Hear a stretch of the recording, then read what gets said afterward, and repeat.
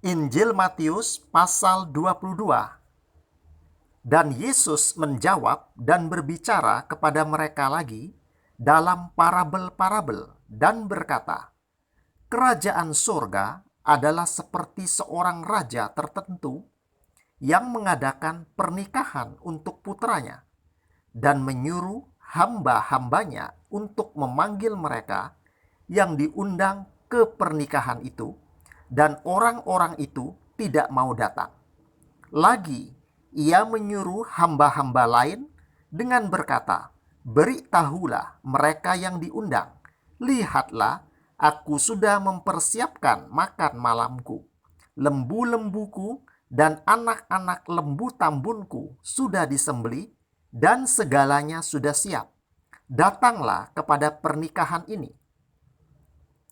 Tetapi mereka tidak peduli dan pergi, yang satu ke ladangnya, yang lain ke perniagaannya, dan yang lain menangkap hamba-hambanya dan melecehkan mereka dan membunuh mereka.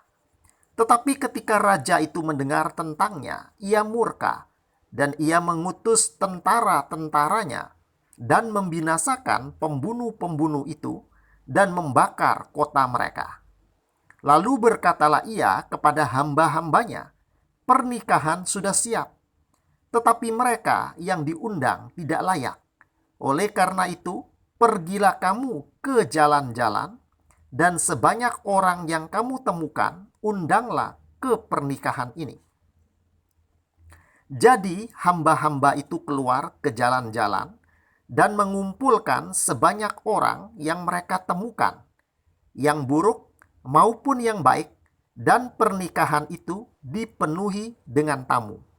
Dan ketika raja itu masuk untuk melihat tamu-tamu, ia melihat di situ seorang yang tidak memakai pakaian pesta pernikahan.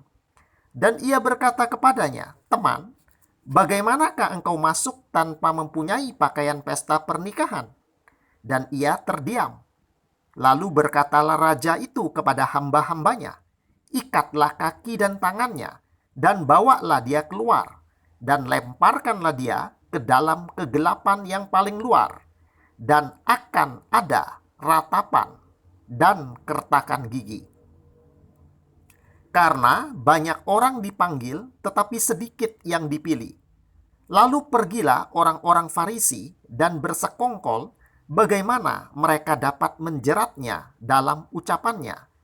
Dan mereka menyuruh kepadanya murid-murid mereka bersama orang-orang Herodian dengan berkata, 'Guru, kami tahu bahwa engkau adalah benar dan mengajar jalan Elohim dalam kebenaran.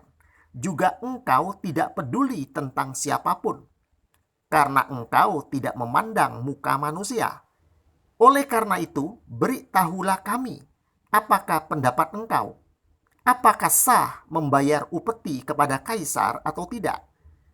Tetapi Yesus menyadari kejahatan mereka dan berkata, 'Mengapakah kamu mencobai aku, kamu orang-orang munafik?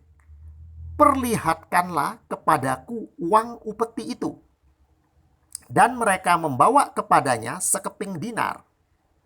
Dan ia berkata kepada mereka, 'Gambar dan inskripsi siapakah ini?' Mereka berkata kepadanya, 'Kaisar.' Lalu berkatalah ia kepada mereka, 'Oleh karena itu bayarlah kepada Kaisar milik Kaisar, dan kepada Elohim milik Elohim.' Ketika mereka mendengar hal-hal ini, mereka takjub dan meninggalkan dia dan pergi.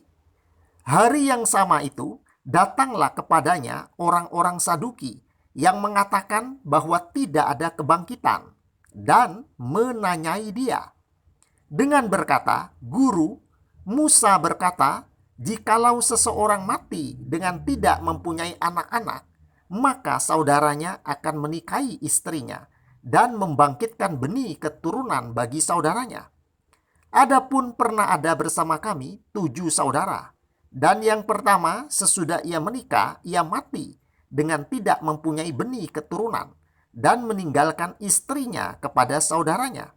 Demikian juga yang kedua dan yang ketiga sampai kepada yang ketujuh. Dan paling terakhir perempuan itu mati juga.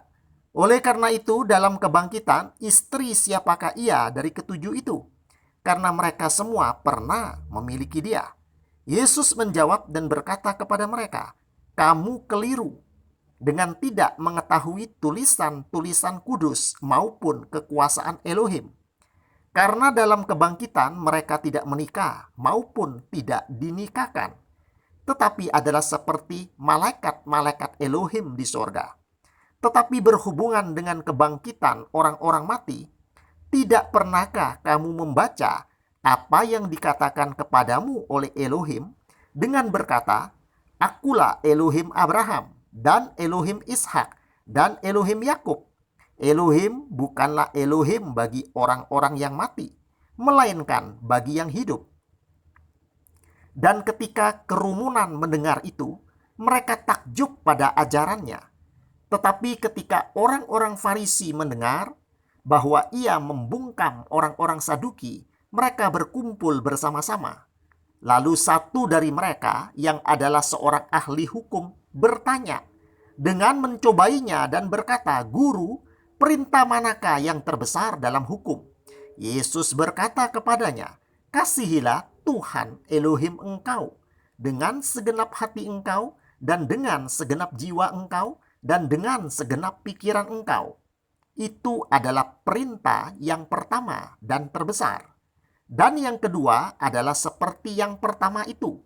Kasihilah tetangga engkau sama seperti diri engkau sendiri. Pada kedua perintah itu tergantung seluruh hukum dan kitab-kitab dari para nabi. Sementara orang-orang Farisi itu masih berkumpul bersama-sama, Yesus menanyai mereka dengan berkata, "Apakah pendapatmu tentang Kristus? Putra siapakah dia?" Mereka berkata kepadanya, "Putra Daud." Ia berkata kepada mereka, "Jikalau demikian, bagaimanakah Daud dapat dalam roh menyebut dia Tuhan dengan berkata, Tuhan berkata kepada Tuhanku, bersemayamlah di sebelah tangan kananku, sampai aku membuat musuh-musuh engkau menjadi tumpuan kaki engkau." Jadi, jikalau Daud menyebut dia Tuhan, bagaimanakah mungkin ia adalah putranya? Dan tak ada siapapun yang mampu menjawab dia dengan sepatah kata pun. Juga sejak hari itu, tak ada siapapun yang berani menanyai dia lagi.